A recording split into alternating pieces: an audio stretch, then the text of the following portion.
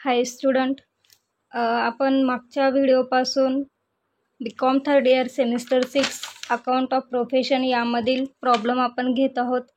ठीक आहे, जवळपास आपले 3 ते 4 प्रॉब्लेम घेऊन झालेले आहेत.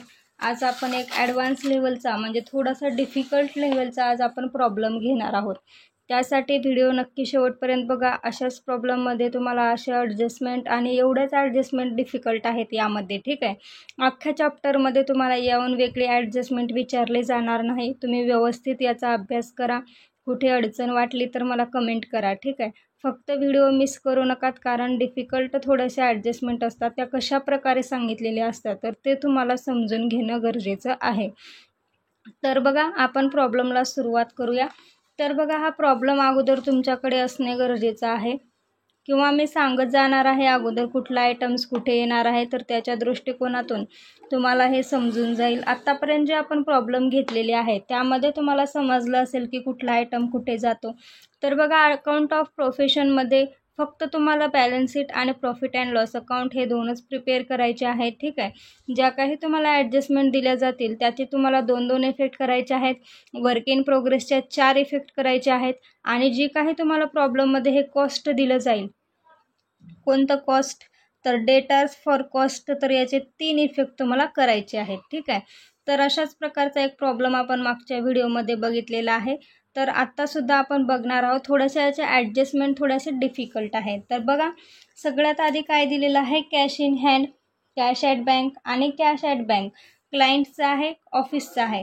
Cash in hand 700, cash at bank क्लायंट्सचं 7,600 आणि 31,200 हे कॅश ॲट बँक ऑफिसचं आहे. ठीक आहे, तर हे तिन्ही तुम्हाला कुठे जातील तर हे माहिती आहे असेटला. बॅलन्स शीटमध्ये असेट साईडला हे लिहायचं आहे. तर बघा, इथे बॅलन्स शीटच्या असेट साईडला cash in hand, cash at bank आणि कॅश ॲट बँक हे तुम्हाला लिहून घ्यायचं आहे. त्यानंतर नेक्स्ट काय सांगितलेलं आहे, हे तिन्ही लिहून झालं. त्यानंतर फर्निचर दिलेलं आहे. फर्निचर किती आहे, 3,600. पेपरमध्ये प्रॉब्लेम सोडवत असताना अगोदर तुम्ही पूर्ण प्रॉब्लेम रीड करून घ्यायचा आहे, म्हणजेच तुम्हाला काय समजून येईल की बाबा हां, यावरती ॲडजस्टमेंट आहे तर याला किती ओळी सोडायची आहे, तर ते तुम्हाला लक्षात येईल. त्यासाठी तर फर्निचर आहे 3,600, तर यावरती ॲडजस्टमेंट दिलेली असेल तर आपण त्याला 4 ओळी सोडायच्या आहेत. जर दिलेली नसेल तर डायरेक्टच घेणार आहोत. तर पुढे बघूयात काय दिलेलं आहे. त्यानंतर रेंट ऑफ ऑफिस, तर रेंट ऑफिस प्रॉफिट अँड लॉसच्या डेबिट साईडला लिहा. Salary to staff profit and लॉसच्या डेबिटला आणि जनरल एक्सपेन्सेस 5,300 प्रॉफिट अँड लॉसच्या डेबिटला हे लिहा. पहा, इथे प्रॉफिट अँड लॉसच्या rent office, salary, general expenses हे सर्व प्रॉफिट अँड लॉसच्या डेबिटला. त्यानंतर काय सांगितलेलं आहे बघा, कॉस्ट चार्जड. तर आता मी तुम्हाला काय सांगितलं, जर तुम्हाला असं वाचल्यानंतर समजत नसेल तर हे डेबिट बॅलन्स आहे का, तर नाही. काय आहे, क्रेडिट बॅलन्स. तर हे क्रेडिट बॅलन्स आपण नेहमी कुठे घेतो, क्रेडिट साईडला किंवा लायबिलिटी साईडला. तर हे कॉस्ट चार्जड आहे म्हणजे हे कुठे जाणार, तर प्रॉफिट अँड लॉसच्या क्रेडिटला जाणार आहे. तर हे तुम्हाला बाय कॉस्ट चार्जड इथे इनरला लिहायचं आहे. त्यानंतर बघा, तुम्हाला प्रॉब्लेममध्ये काय दिलेलं आहे, वर्क इन प्रोग्रेस 1,190. तर आता हे ओपनिंगचं वर्क इन प्रोग्रेस 5,200 आहे, तर आपण हे लेस करून घेणार आहोत. तर हे तुम्हाला इथे 5,200 मायनसमध्ये लिहायचं आहे. त्यानंतर काय करायचं आहे, तुम्हाला रिझर्व काय दिलेलं आहे, डेटर्स फॉर कॉस्ट. तर ह्याचे लगेच तुम्हाला 3 इफेक्ट करून घ्यायचे आहेत. कुठे कुठे, प्रॉफिट अँड लॉसच्या डेबिटला, प्रॉफिट अँड लॉसच्या क्रेडिटला आणि लायबिलिटी साईडला. नाही, सॉरी, याचा इफेक्ट तुम्हाला कुठे करायचा आहे, डेटर्स फॉर कॉस्ट म्हणलं तर प्रॉफिट अँड लॉसच्या डेबिटला करा, लायबिलिटीला करा, असेटला करा. क्रेडिटला करायचा नाही, प्रॉफिट अँड लॉसच्या डेबिटला, बॅलन्स शीटच्या असेटला आणि लायबिलिटीला. किती आहे, तर 23,200 आहे. तर डेटर्स फॉर कॉस्ट 23,200 हे पहा, प्रॉफिट अँड लॉसच्या डेबिटला, असेट साईडच्या 23,200, त्याचबरोबर लायबिलिटीला 23,200. ठीक आहे, त्यानंतर काय दिलेलं आहे बघा, इथे डेटर्स फॉर डिस्बर्समेंट आपण असेटला घेत असतो 5,100. Debtors for disbursement 5,100. त्यानंतर रिझर्व फॉर कॉस्ट 1,190. आता हे रिझर्व फॉर कॉस्ट 19,200 क्रेडिटचं आहे. तर हे क्रेडिटमध्ये तुम्हाला इकडे घ्यायचं आहे reserve for cost. As it is तुम्हाला ही ओपनिंगला लिहायचं आहे, म्हणजेच क्रेडिट साईडला 19,200. त्यानंतर अशोक कॅपिटल्स, अशोकचं कॅपिटल आहे, अरुणचं कॅपिटल आहे. तर अशोकचं कॅपिटल, अरुणचं कॅपिटल तुम्हाला आत्तापर्यंत समजलेलं असेल की दोन जर पार्टनर दिलेले असतील आणि दोन्हीचं कॅपिटल दिलेले असेल तर तुम्हाला सेपरेट तुम्हाला लिहायचं आहे आणि त्याला खाली ओळी सोडायच्या आहेत. तर 21,000 आणि 17,000 अरुणचं आणि अशोकचं आहे. तर हे तुम्हाला अशोकचं कॅपिटल लिहायचं आहे, 2-4 ओळी सोडायच्या आहेत. त्यानंतर काय करायचं आहे, अरुणचं कॅपिटल 17,000 त्याच्या खालीच लाईन सोडायच्या आहेत. त्यानंतर काय सांगितलेलं आहे बघा, अशोकचे ड्रॉइंग दिलेले आहेत, अरुणचे. आता तुम्हाला माहितीच आहे आपण आत्तापर्यंतच्या प्रॉब्लेममध्ये ड्रॉइंगचे लेसच करत आलेलो आहोत आणि पुढे सुद्धा तुम्हाला लेसच करायचे आहे. ठीक आहे. त्यानंतर काय सांगितलेलं आहे बघा, क्रेडिटार्स, क्लायंट्स. आता याचं क्रेडिट बॅलन्स दिलेला आहे. तर क्रेडिटार्स क्लायंट्स हे कुठे जाणार आहे, 7,600 लायबिलिटीलाच. आणि क्रेडिटार्स सन्ड्री क्रेडिटार्स हे सुद्धा कुठे जाते तर लायबिलिटी साईडला. तर 7,600 आणि 2,500 हे तुम्हाला लायबिलिटीला लिहून घ्यायचं आहेत. पहा, क्रेडिटार्स क्लायंट्स आणि क्रेडिटार्स सन्ड्री 2,500, 7,600. त्यानंतर काय दिलेलं आहे बघा, इन्शुरन्स कमिशन. तर आता इन्शुरन्स कमिशन हे काय आहे तर 1,500 दिलेलं आहे. तर इन्शुरन्स कमिशन हे आपल्यासाठी इन्कम आहे. इन्शुरन्स कमिशन आपल्याला भेटलेलं आहे 1,500. तर प्रॉफिट अँड लॉसच्या क्रेडिट साईडला इन्शुरन्स कमिशन. तर आत्तापर्यंत हा इन्शुरन्स कमिशन हा आयटम्स आपल्याला आलेला नव्हता. तर ह्या प्रॉब्लेममध्ये इन्शुरन्स कमिशन दिलेला आहे. तर कशा प्रकारे तुम्हाला घ्यायचं आहे तर बघा, क्रेडिट साईडला घ्यायचं आहे प्रॉफिट अँड लॉस अकाउंटच्या. त्यानंतर article clerks premium for 3 years for 1,190. तर आर्टिकल क्लर्क्सचं प्रीमियम दिलेलं आहे 3 वर्षाचं. ठीक आहे, परंतु आपण इथे 3 वर्षाचं कॅल्क्युलेट करत आहोत का तर नाही, फक्त 1 वर्षाचं कॅल्क्युलेट करत आहोत. तर आर्टिकल क्लर्कचं जे प्रीमियम आहे तर हे काय करायचं आहे, फक्त आपल्याला 1 वर्षाचं घ्यायचं आहे. तर याला 1 वर्षाचं काढण्यासाठी 3,600 डिवायडेड 3 करा, किती येईल 1,200 येतील. तर हे कुठे घ्यायचं आहे, आर्टिकल प्रीमियम आपल्याला प्रॉफिट अँड लॉसच्या क्रेडिट साईडला bye article clerks for premium 3,600 हे 3 वर्षाचं दिलेलं होतं.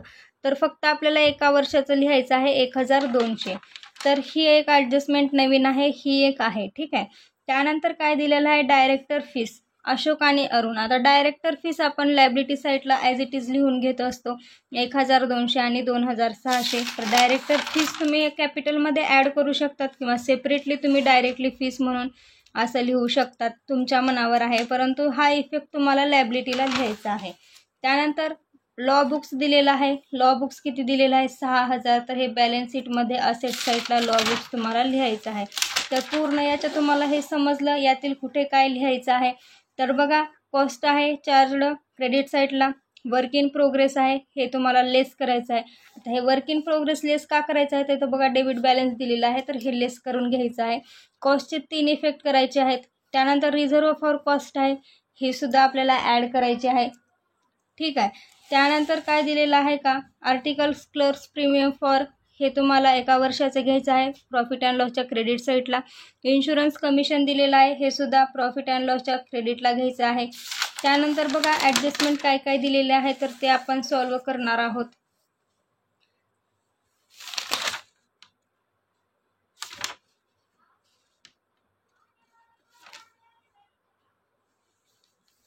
तर बघा, फर्स्ट ॲडजस्टमेंट आहे work in progress on 31 December 90 estimated at ₹4,100. तर याचे 4 इफेक्ट करायचे आहेत म्हणून मी वरती लिहिलेलं आहे. वर्क इन प्रोग्रेसचे कधीही तुम्हाला 4 इफेक्ट कुठे कुठे करायचे, प्रॉफिट अँड लॉसच्या डेबिटला, क्रेडिटला, लायबिलिटीला आणि असेटला. तर वर्क इन प्रोग्रेस 4,100 डेबिटला घेतलं, वर्क इन प्रोग्रेस 4,100 आपण क्रेडिटला घेतलं, त्याचबरोबर वर्क इन प्रोग्रेस आपण लायबिलिटीला घेतलं आणि वर्क इन प्रोग्रेस आपण इकडे असेटला घेतलं. असे 4 इफेक्ट तुम्हाला फर्स्ट ॲडजस्टमेंटचे करायचे आहेत. त्यानंतर दुसरी ॲडजस्टमेंट थोडीशी काळजीपूर्वक बघा, इथे काय सांगितलेलं आहे, राईट डाऊन फर्निचर ॲट ₹2,800. तर इथे राईट डाऊन फर्निचर दिलेलं आहे. डाऊन फर्निचर दिलेलं आहे 2,800. तर यांनी काय सांगितलेलं आहे, जी काही तुमची फर्निचरची अमाऊंट आहे तर ती तुम्हाला आउटरला 2,800 आली पाहिजे. ठीक आहे. तर यांनी काय दिलेलं आहे बघा, डाऊन फर्निचर किती असेल मग. आता 2800 जर आउटरला पाहिजे असतील तर 3600 मधून किती लेस करावे लागतील, तर 800 लेस केल्यानंतर आउटरला 2800 राहणार आहे. तर इथे डाऊन फर्निचर सांगितले 2800. तर याचा डाऊन फर्निचरमध्ये हे 800 जे आहे त्याचा सेकंड इफेक्ट कुठे करायचा, तर प्रॉफिट अँड लॉसच्या डेबिटला टू डाऊन फर्निचर 800. त्यानंतर इथे काय दिलेलं आहे, अँड लॉ बुक्स बाय 1000. तर याने अगोदरच डेप्रिसिएशन कॅल्क्युलेट करून दिलेलं आहे. लॉ बुक्सचं 1000 हे तुम्हाला लॉ बुक्समधून लेस करून 5000 आउटरला घ्यायचं आहे आणि हे 1000 तुम्हाला प्रॉफिट अँड लॉसच्या डेबिटला घ्यायचं आहे इथे टू लॉ बुक्स. ठीक आहे. त्यानंतर काय सांगितलेलं आहे बघा, interest on partners capital is to be allowed at 5% per annum. आता इंटरेस्ट ऑन पार्टनर्स तुम्हाला माहिती आहे कॅपिटलवरती काढायचा आणि इंटरेस्ट ॲड करायचा. त्याचा second effect profit and loss अकाउंटच्या डेबिट साईडला करून द्यायचा. Interest on partners capital 5%. तर अशोकच्या कॅपिटलवर 5% इंटरेस्ट करा, किती येईल 1050. 1050 हाच तुम्हाला प्रॉफिट अँड लॉसच्या डेबिट साईडला लिहायचा आहे 1050. त्यानंतर सॅलरी ऑफ अशोक त्यानंतर इथे खाली काय करायचं आहे, अरुणचं कॅपिटल आहे 17000. यावरती 5% कॅल्क्युलेट करा का इंटरेस्ट किती येईल 850. हे इथे ॲड करा आणि हे 850 सेकंड इफेक्ट प्रॉफिट अँड लॉसच्या डेबिटला देऊन टाका. त्यानंतर ही झाली इंटरेस्टची ॲडजस्टमेंट. तुम्हाला ॲडजस्टमेंटमध्ये काही प्रॉब्लेम वाटल्यास तुम्ही कमेंट करून सांगा. त्यानंतर बघा चौथा आहे, Ashok is entitled to salary of 2000 per annum. तर आता अशोकची सॅलरी इथे दिलेली आहे, तर म्हणून आपण फक्त अशोकच्या सॅलरीत घेणार आहोत 2000. इथे त्याने आपल्याला काही सांगितलेलं आहे का की हां याची सॅलरी आहे, याच्या अकाउंटला डेबिट क्रेडिट. मागच्या एका प्रॉब्लेममध्ये आपल्याला सांगितले तर गोपालची सॅलरी गोयलला डेबिट केली किंवा काही केलं तर आपण ते गोपाल्समध्ये ॲड केलं, गोयलमध्ये लेस केलं. त्याच प्रकारे इथे आपल्याला कोणाला दिले हे सांगितले का, तर नाही. त्यामुळे Ashok is entitled to salary 2000. तर हे अशोकच्या कॅपिटलमध्ये याची सॅलरी आपण ॲड करणार आहोत. त्याचा सेकंड इफेक्ट आपण डेबिट साईडला करणार आहोत टू अशोक सॅलरी 2000. ही ॲडजस्टमेंट कळली. त्यानंतर बघा 5 ॲडजस्टमेंट आहे. Each of the partners take one half of the director earned by him, the remaining being of general account. तर इथे काय सांगितलेलं आहे, तर इच पार्टनर्सचं जे कॅपिटल आहे, इच पार्टनर्स जे आहेत तर यांचं टेक 1/2 किती सांगितलेलं आहे, जे त्यांचं रिमेनिंग बॅलन्स येणार आहे किती नेट प्रॉफिट जो येणार आहे, तर त्यांना कसा कॅल्क्युलेट करायचा आहे, 1/2 कॅल्क्युलेट करायचा आहे. दोघांनाही अर्धा त्यांना द्यायचं आहे. तर हे आपण कधी कॅल्क्युलेट करतो, तर बघा जेव्हा आपण प्रॉफिट अँड लॉस अकाउंटची डेबिट साईड क्रेडिट साईड याची टोटल करतो, ज्यावेळेस आपल्याला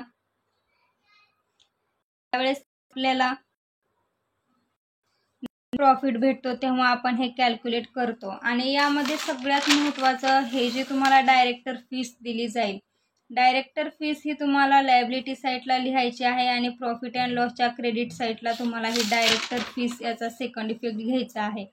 ठीक आहे.